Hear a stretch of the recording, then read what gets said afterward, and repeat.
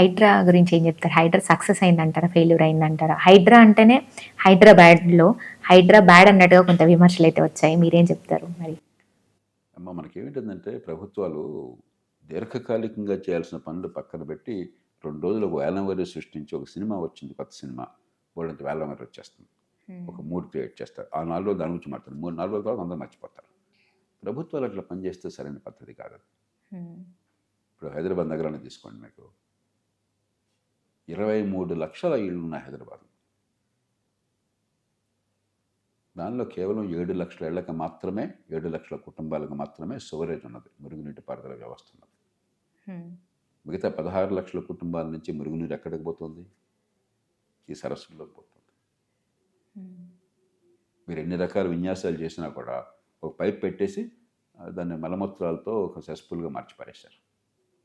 దీన్ని బాగు చేయడం చాలా లోతుగా చిత్తశుద్ధితో పనిచేయాలి.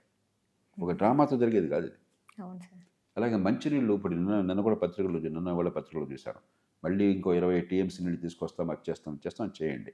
ఇప్పటికే హైదరాబాద్ నగరం అదృష్టం కొద్దీ ఒక పక్కన కృష్ణ, ఒక పక్కన గోదావరి మహానదులు ఉన్నాయి. బోలెడంత నీళ్ళు తీసుకొస్తున్నాం. హ్మ్. వచ్చే నీళ్ళలో 145 వాళ్ళు అంతే 100 లీటర్లు మనం అక్కడి నుంచి అంత దూరం నుంచి కొన్ని వేల కోట్లు ఖర్చు పెట్టి తోడి తీసుకొస్తే హ్మ్. 100 లీటర్లు 45 లీటర్లు మళ్ళీ మూసిలో కలిసిపోతున్నాయి మన నీళ్ళకి జారకుండా. అంటే ఈ ప్రజల డబ్బంతా కూడా గంగారపురం అయిపోతుంది, నీళ్ళలో కలిసిపోతుంది. ప్రజలు కష్టించి పన్నుల రూపంలో ఇచ్చిన డబ్బు,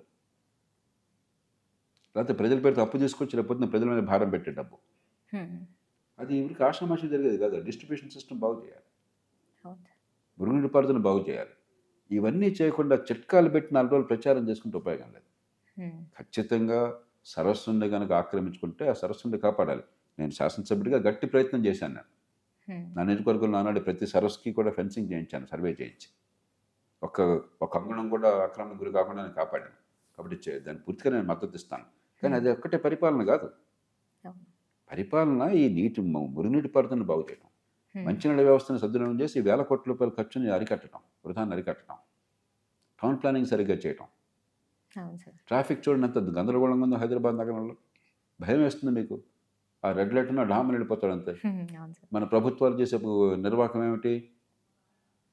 పేరుకి పెనాల్టీలు వేసి లేకపోతే రాయితీలు ఇస్తారు. పెనాల్టీలు ప్రపంచంలో ఎక్కడ ఏ దేశంలో మెడ మీద తలకాయన్న ప్రభుత్వం పెనాల్టీల మీద రాయితీ ఇస్తుందా? పెనాల్టీ ఎందుకు ఇస్తున్నాం? డబ్బులు వసూలు చేయాలని కాదు. హ్మ్. రేపొద్దున తప్పు చేయకుండా ఉండటానికి పెనాల్టీ వేస్తున్నాం.